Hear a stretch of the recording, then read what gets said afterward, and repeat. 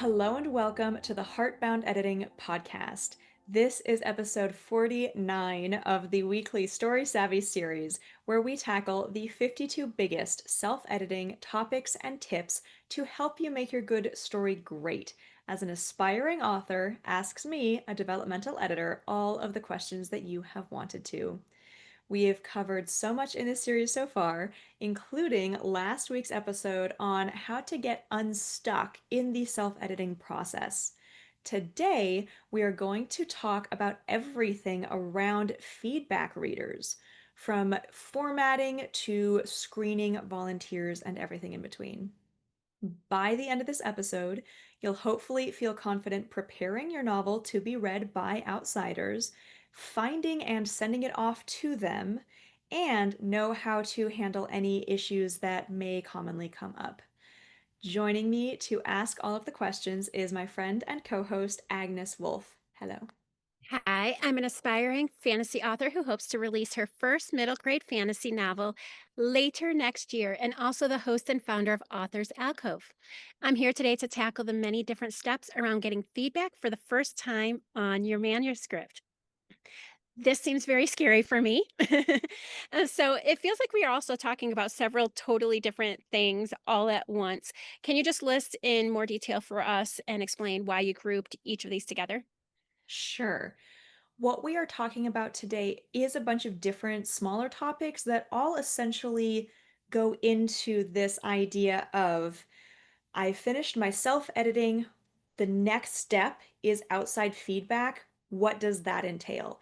And the answer is that essentially entails where to find beta readers, critique partners, or developmental editors, um, how to screen them, or how to pick between different options with those, how to correctly format to send your manuscript to these people. There are some requirements there.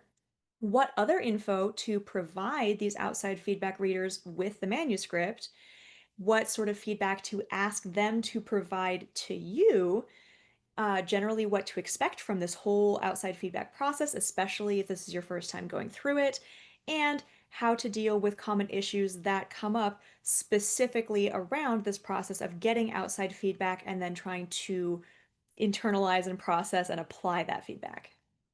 So, is that the order that we should do them? No. So, sorry about that. Here is the correct order for doing each of these steps. It's essentially formatting, then recruiting or finding different options, screening them, sending the manuscript and the info that you want to provide to them and your requests for what you want to get back, and then dealing with any issues that come up because that's usually going to happen after you've sent the manuscript out.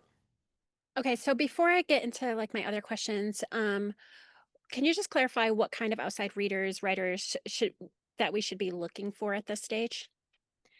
Yes, so there's essentially three different kinds that you would be reaching for at this stage. The first is beta readers, and this is probably the most common option. Beta readers are usually casual readers.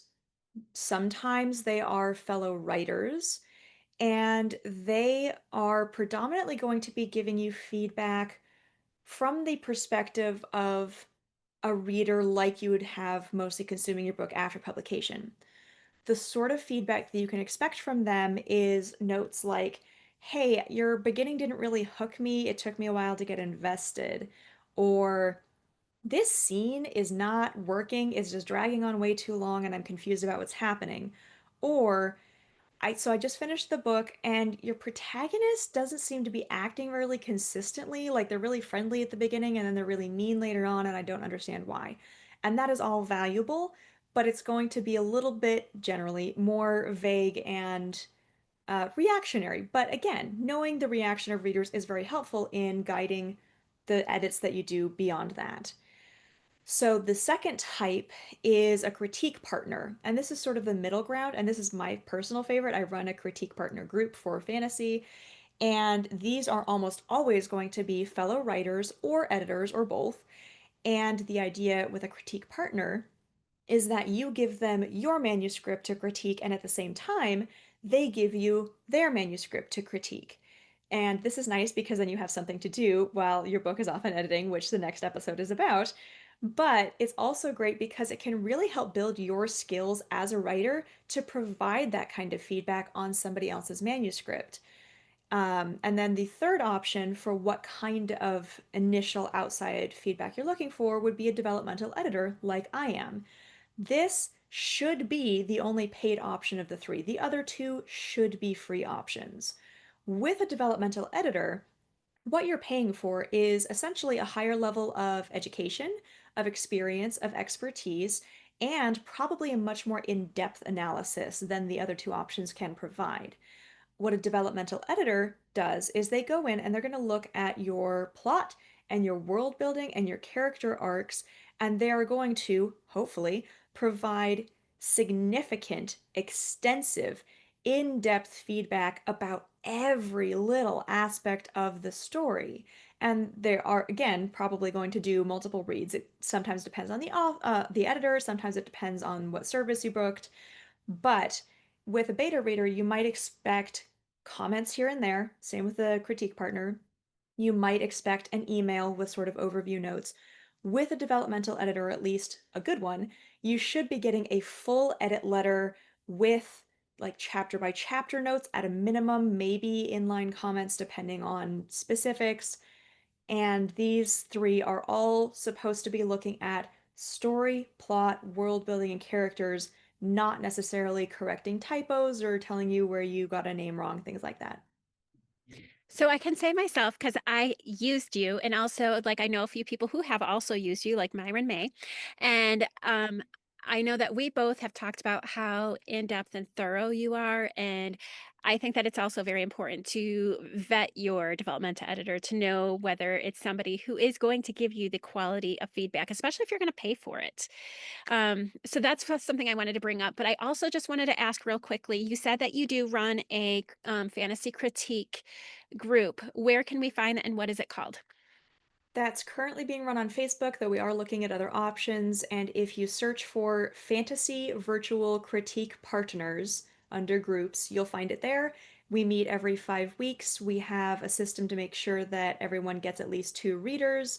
And it's a really great group. I love so many of the books that I've gotten to read through there.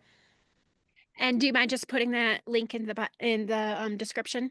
I You'll have to absolutely can. text me it. So, all right. Sounds good. I do want to ask about the very first thing that you brought up on the list, and you mentioned formatting as the very first thing, which I found unusual because I usually think of that as coming later in the process, right before self-publishing, or that your publisher would do if you did it traditionally. Mhm. Why is it? Why did you put it in this portion?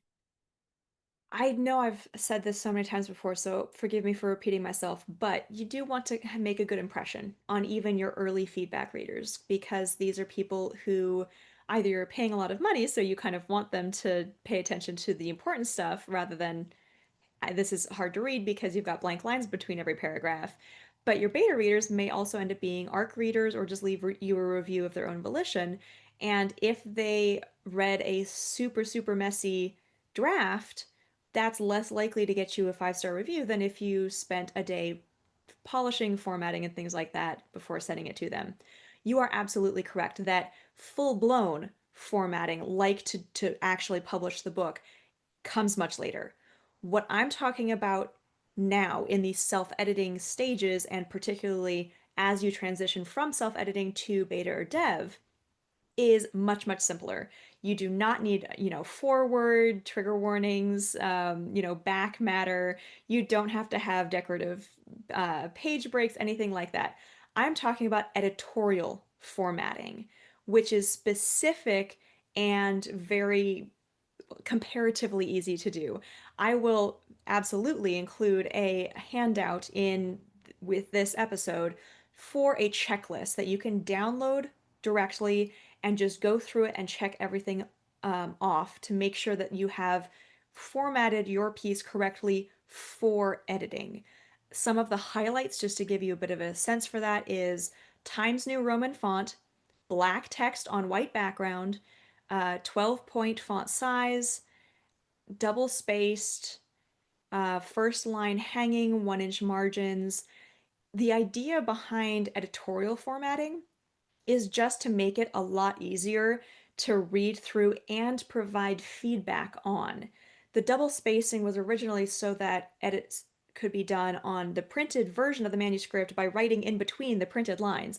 That's not necessarily true now for most editors like myself who work digitally, but it's still very helpful to have a standard formatting so that as I'm reading each book from my clients one after another, I'm not distracted by differences in the formatting, like a different font color, which I have actually seen, or a black background with white text, which was very strange and hurt my brain a little bit.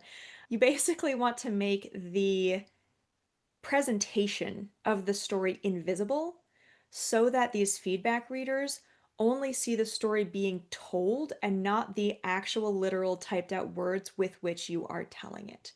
That's the goal of the formatting at this stage.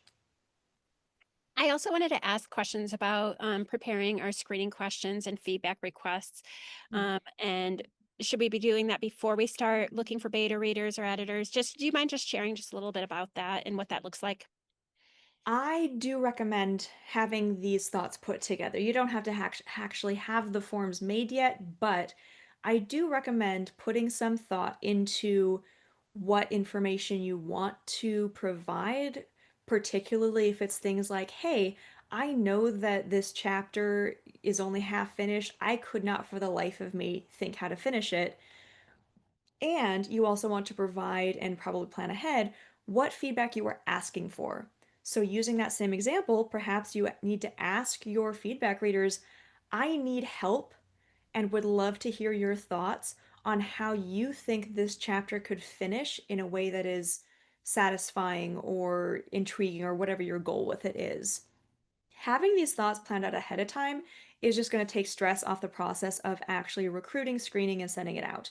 So if you want to do that now, early in this process, while you're doing that formatting or just after it, I think that that's a totally good call. So this feels like kind of the most important question to ask, especially for first-time writers like me. I had always heard about previously where you could pay for beta readers, but I know that Mhm. beta readers generally should be free, unless you go through something like Spun Yarn or something like that. Um, where do I even begin to find beta readers and also a good development editor, which I feel like I already know. So. Thank you. So I recommend, I know the platform is losing favor, but Facebook, specifically, there are so many active groups on Facebook specifically for finding free experienced beta readers. It's amazing the resources that you can find on there. There are other platforms. So NetGalley is one that comes to mind. You mentioned Spun Yarn. They are paid. Um, the beta readers sometimes don't get paid, but you're just paying to use the platform as an author. Basically, a beta reader is anyone who wants to read it and give feedback. So if you have an email list of people who are interested in your writing, absolutely recruit beta readers from your list or your social media profiles of any kind. Make a post and say, hey, I'm looking for beta readers. If you don't know what that is, I'm asking you to read an unfinished version of the book, or at least unpolished, and give me feedback before publication.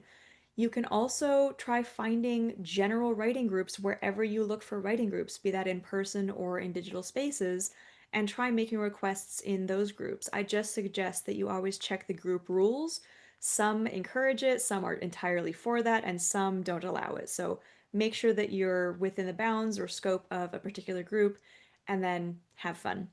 As far as finding developmental editors, again, there are Facebook groups with lists. There are websites out there with lists. The one that I'm most aware of is called All Call Indie.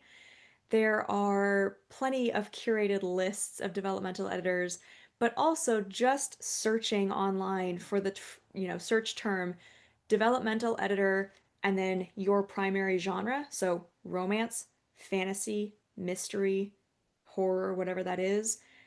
Go scroll through a couple of pages of search results and open up all of the websites, get an impression, and probably make a list to then shop through more in depth later.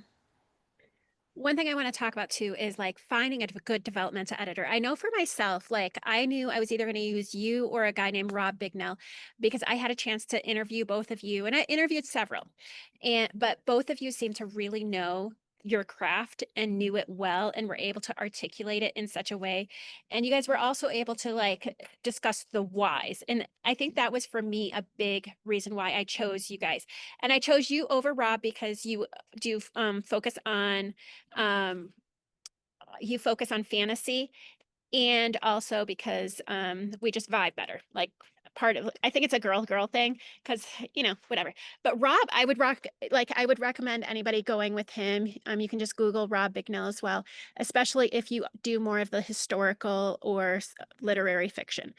But what about for other people who, are looking for and maybe may not choose you or Rob or someone like that? What are some red flags they should be looking at, and what are some things that they should consider before choosing to make sure it's a good fit for them as well as the editor? I have a pretty comprehensive list of red and green flags, and a lot of this is from shopping for editors to work on my own work. Particularly the first dev editor I ever worked with was not great, so I learned a lot of things that I wish that I'd checked for or wish that I'd asked. The first thing on the list is, do they use contracts? As a default, you don't have to ask for it. The contract seems at least somewhat professional and protecting both sides. Do they have transparent pricing?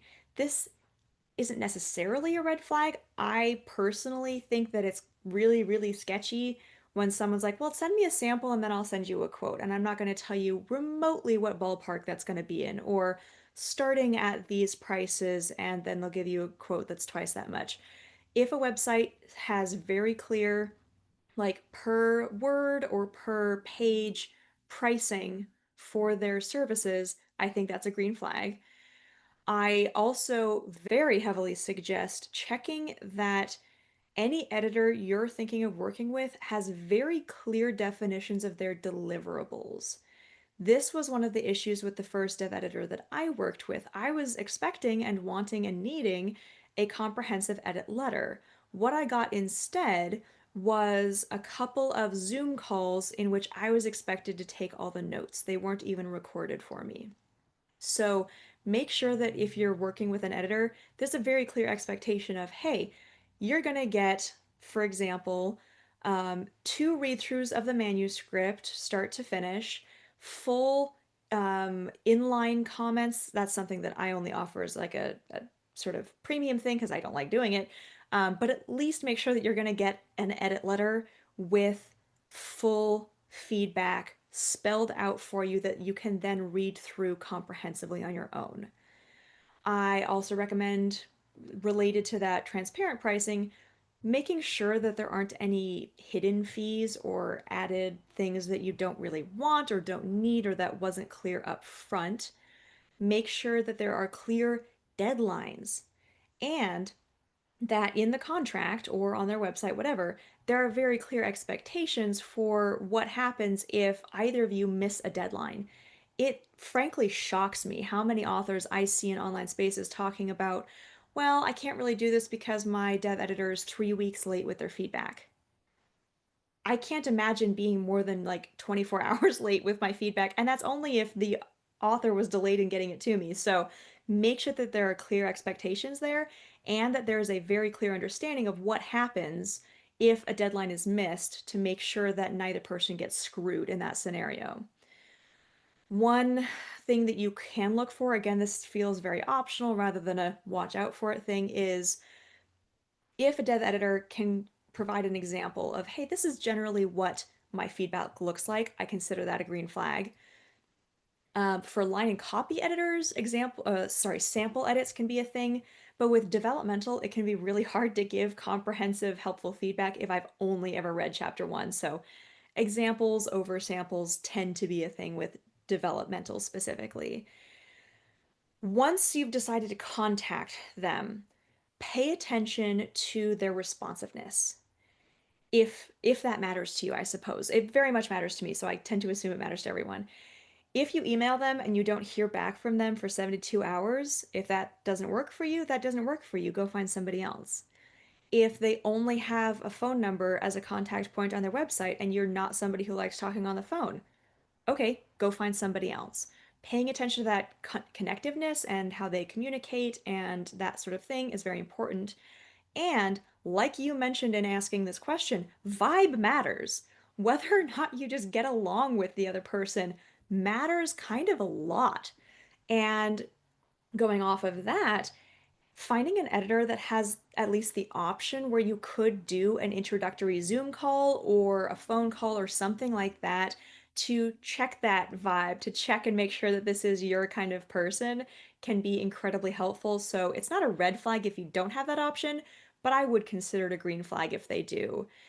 And then the last thing that I really want to mention here is that, again, like you mentioned in your asking your question, genre fit matters. So if you're writing, let's say, a modern Western with no romance, hiring me as a romantic fantasy editor, I can probably give you feedback, but not as well as someone who specializes in modern Westerns could, and vice versa.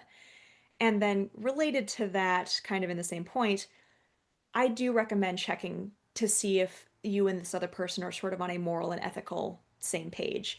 I have a client, a recurring client, who went and tried somebody else and came back to me, and her feedback was basically, I really miss talking to someone who isn't making me feel like I'm wrong for talking about these topics. So check the vibes, check for some of these green flags, and once you have a short list, contact them, and maybe price ends up being your deciding factor. It's totally up to you. I know you mentioned that you have a comprehensive list. Do you actually have a physical list, like a PDF or something that you could share? I can put one together by the time this episode will publish, and I will be happy to put that in the show notes and the blog and everything like that. And make sure you pass it along to me so I can share it, Will um, do. in just the website your website, where it is on your website. Okay, so, the other question part of my question is kind of the same thing, for beta readers or, our other less professional feedback readers. How should we be getting them to sign up or screening them or anything else like that? And I think for me, specifically the screening them, because 'cause I'm afraid, there's a lot of people out there that wanna scam authors, and, I was just curious your thoughts on that. I think it's definitely easier to screen folks who are coming in through social media. And when I'm doing my own beta reading uh, recruitment, it's pretty easy for me to click on a profile and see if it looks super scammy or like a bot or not. But beyond that, I suggest using a Google form or something like that where you can provide the link, people can click through to it, and then you have a set of questions or checkboxes or whatever to fill out. Within that form, there are a few things that I recommend that you cover. Specifically on the screening side, I suggest always asking an open-ended question. And in my own form, that's the first thing I ask is, what interests you about being a beta reader on this book? Anyone who answers yes immediately gets moved to the spam file. Like, if you can't understand a single sentence question and provide a minimally comprehensive answer to it, why would I think that you can read an entire book and provide feedback on it? So same thing for beta, same thing for ARC readers. Ask an open-ended question, anything you want that they actually have to think about and write out a sentence in response. That's probably going to do a lot of the screening for you. I also recommend coming up with an IP statement, so intellectual property statement, and you can Google wording for this, but it's essentially, I understand that I am being sent this author's intellectual property under a privileged situation. I promise not to disseminate or, publish it under my own name, anything like that. Again, you can look up the correct wording. I'm not a lawyer. But have that in there and then just have a yes or no checkbox so that they have to, at least somewhat acknowledge, hey, I'm not going to steal your IP. And then lastly, make sure that they give you 2 points of contact. So you generally need an email address at bare minimum so that you can send them the manuscript that you've formatted. But I've found that also asking for any secondary point of contact, this can be a link to their social media account. This can be, their WhatsApp number, any other secondary point of contact. Again, if someone doesn't have two means of contact in their entire life, they're probably not a real person, or they don't want you to be able to track down who they actually are. So those three questions can do a lot of the screening and really help you have a very healthy beta reading team. Beyond that, I suggest, having a slot for their name. Maybe asking, hey, can you provide a link to a book that you've beta read in the past? Or if it's an ARC team, can you provide a link to an ARC review that you've done in the past? You can ask, hey, what was the last book you read and what kind of feedback were you able to give on it? That kind of stuff. It's really down to the individual. If you want to check these out, join one of these groups and just look at the forms that other people are posting for their own beta requests and gather ideas from that. So, when we do finally get to sending our manuscript off to be read, what sort of info should we be sending the readers along with it? And also, like, this is a big one. How long is reasonable turnaround? I know that that is probably one of the biggest things I've heard from authors say why they do not like beta readers is Sure. because. And then also, should we even try to impose some sort of deadline? So, the information that I suggest sending along with the manuscript, trying to pull this up from my head, I should have prepared this ahead of time, is essentially the working title of the book, how many words it is. People need to know how long of a project they're signing up to do, your genres, your major tropes, and absolutely a blurb. If you didn't do a blurb earlier in this series when we were talking about it, you do need one now. It's not fair to ask a beta reader to sign up without having some solid idea of what they're getting into, and having a blurb, even if it still needs improvement, is kind of a baseline necessity. The other information to provide is your deadline, if you decide to have one, which I suggest that you do. If you don't set a deadline, you're gonna have readers who get to chapter 5 and then forget the book ever existed. Their life's gonna happen as life happens. So having a deadline that they can put in their calendar and being transparent about that deadline before or as people are signing up is very, very important. So I even include that in my forms actually.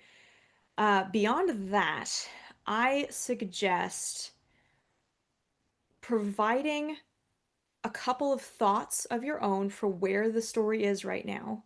And this all goes doubly for developmental editors. It's just there you're literally paying them to give you exactly the help they need, so tell them exactly the help you need. But tell them, I feel really good about my world building, but I don't think my plot is really lined up with my character arcs. Or something like, I love this story, but I can't quite get the climax right. Can you help me with that? And then for beta readers, maybe you need to tone that down just a little bit. I usually have a little checklist of three things that I think is an issue going throughout. So I would love to hear your thoughts on how my male protagonist character arc dips in the middle and then comes back out of it. And I would like to know what you think about my POVs being split for the last quarter, things like that. And then I will also have a very short list. I it was way too long on the first book. I felt so bad for those readers. I have learned since then. Maybe three things. That is every single chapter. And for me, that's typically things like, were you confused at any point? Did you see any opportunities to do something cool that you think I missed? And maybe how do you feel this chapter flows out of the last one and into the next one? Whatever feels like for your writing, you're like, I'm not sure I'm nailing that. I need scene by scene checklist feedback on this. And then I would also suggest always telling your reader or editor, whatever else you see, I would love to hear it. It doesn't hurt to mention that they have your permission to also mention if they notice something that hadn't even occurred to you, that kind of thing. As far as the specific length that a deadline should be for these kind of readers, it depends a fair bit. For a dev editor, like I said earlier, that's kind of their call. but they should be completely upfront about it.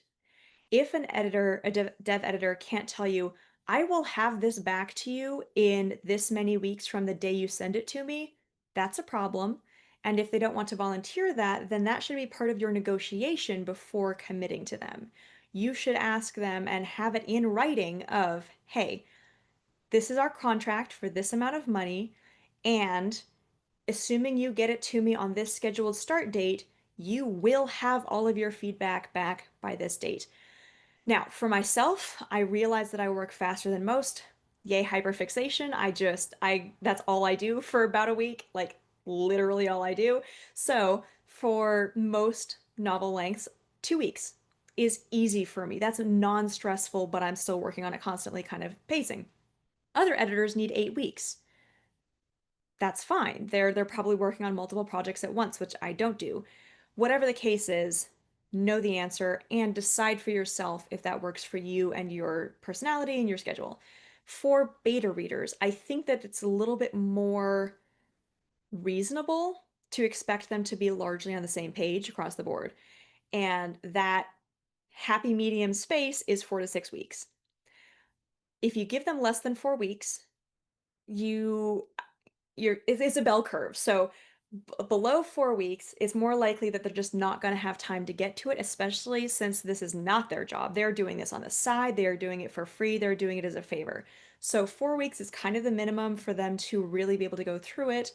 But then on the other end of that bell curve, after 6 weeks, I think you start running into people forgetting that they were doing it, feeling like they have so much time they don't really need to get to it yet, so they never start and then they drop out, or simply ending up in a situation where they read the first half in week 2 and then they see this deadline coming up and they scrabble to finish it and they don't really remember the other parts very clearly, so there's going to be some coherence issues. So 4 to 6 weeks is what I recommend for my own beta readers. I give them 4. For the critique group that I run that we mentioned earlier, that's every 5 weeks, and that seems to work really well for the massive majority of folks. So, what are some common issues around development editors or beta readers that you wanted to cover in this particular episode? Because I know, like, I think the biggest one that I always hear is like missing deadlines, but what are some that you see? Yeah. So I think I've covered all of the common issues that might come up sort of before or during this recruitment process. What I want to talk about here is specifically the issues that can come up after you've handed off the book and you're just sitting back waiting to hear back from them. The first one that's likely to come up in this process is that you send your manuscript to someone and you never get an acknowledgement that they received it. This can be disheartening, this can be frustrating. What I recommend is that if you don't hear back from them, if it's a dev editor, you should hear back from them. If you haven't heard back from them in 24 hours, ping them, make them say they received it and everything looks fine.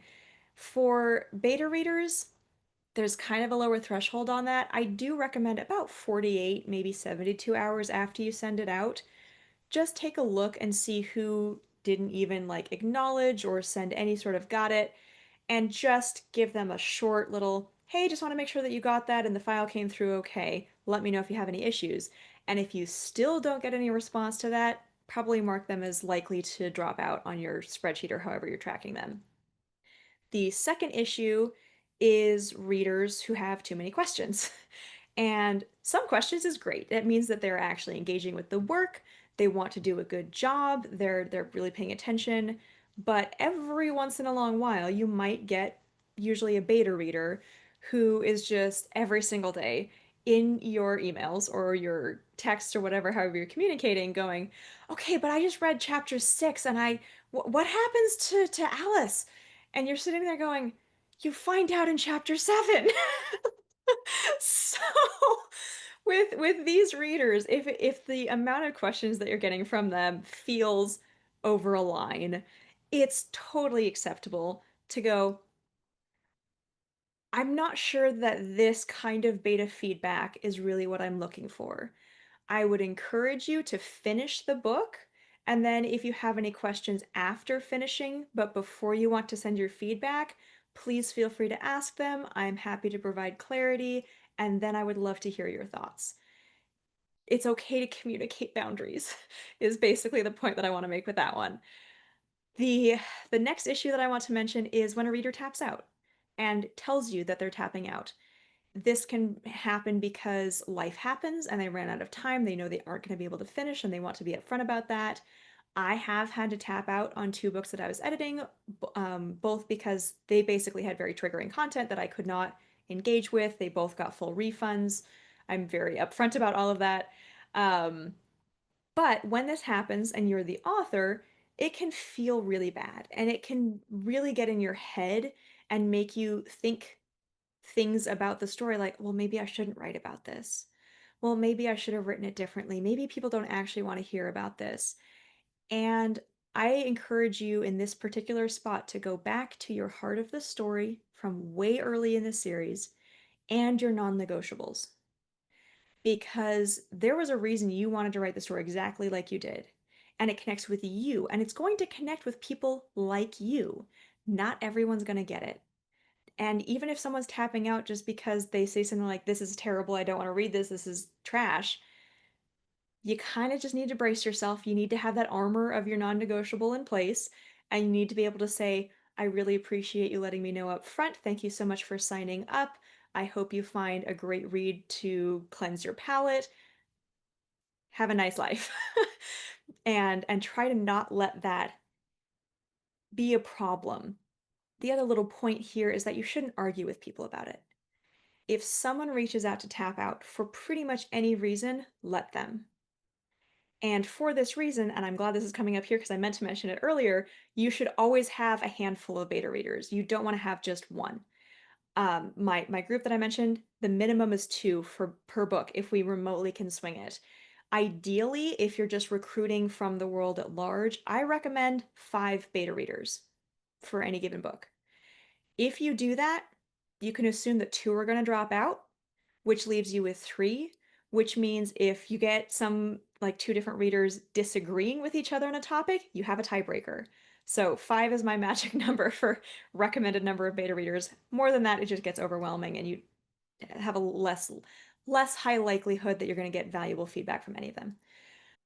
I think that one of the issues authors think are going to come up in the beta feedback process way more than it remotely could or does is that idea of plagiarism. If people are signing up to be your beta readers and you're doing the screening that I described earlier, it's very unlikely that you have bots or scammers in there. And the average person not only has no interest in your story, but the real value in a story is getting it published. And the likelihood that somebody out there is signing up for a bunch of beta read books and then putting in all of the effort to do publishing formatting and get a cover artist and upload it and do all of the immense behind the scenes stuff to actually publish it are slim to none. You do not need to worry about your book getting plagiarized by beta readers.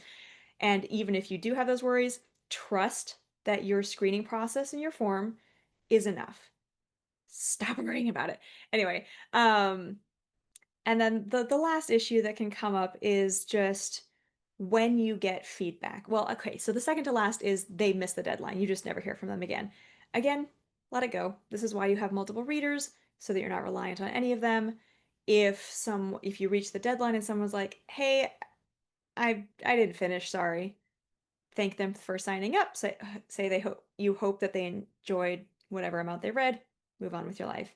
And then the actual last topic that I will bring up here is when you get the feedback, it's not what you wanted or it's not what you expected. And this very much ties into how you not only just consume, but then apply feedback.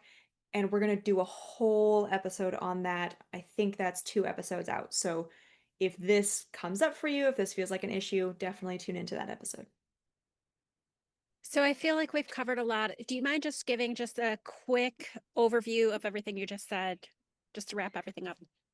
Yes. So the general feedback reader process essentially looks like preparing for that that next big scary step, and that includes the formatting, that might include finishing your last read of your book, and that includes preparing out ahead of time what information you want to provide with it to get people interested in reading it, to help them read it more accurately, or to preparing your questions to help them give you the feedback that you want. Then you take that plunge and you go find your beta readers or your dev editor and you contact them or you have them fill in a form, you make lists, you get contracts, you do whatever you need to do to sort of lock these people in committed to doing this project. Then you send all of that information, you send them the manuscript, you try to be polite, try to be professional, and then step back. Next week's episode is entirely on what to do while you are waiting to hear back because you don't want to keep tinkering with your manuscript. You want to let it be out of your hands for 4 to 6 weeks, probably. Do other things that we'll talk about next week, and then just deal with things as they come up. Honestly, probably most of the time, you won't have any issues. None of those things that I mentioned are going to come up because this is an established part of the self-editing or just general feedback process. People know how it works. It's been happening for a long time. Chances are it'll go smoothly, so don't stress yourselves out. And then eventually you will get to receiving this feedback back, and that is what the episode after that is going to be all about. Well, as always, thank you so much for all of your feedback. I really appreciate it. Absolutely. Thank you for asking great questions as always. And next week, like I just said, we are going to go over how you can best spend your time not tinkering with your story while it's out with feedback readers, but still be productive around the whole process. For now, huge, huge thank you to everyone who listens to or watches this podcast. If you know any other authors who are nearing the end of their first draft or struggling with revising or rewriting their novel, please send them our way. The more authors we can help understand and finish the process of self-editing, the better. Thank you, Agnes, and I will see you all next week. And thank you. And remember, she is a developmental editor, specializes in romantasy, also other fantasies as well. And also, you said you had that critique group. Do you mind just saying that name of that critique group again? Absolutely. That is on Facebook, and it is a group called Fantasy Virtual Critique Partners, and I will absolutely include the link to that in the show notes. All right. Thank you very much. See you next week.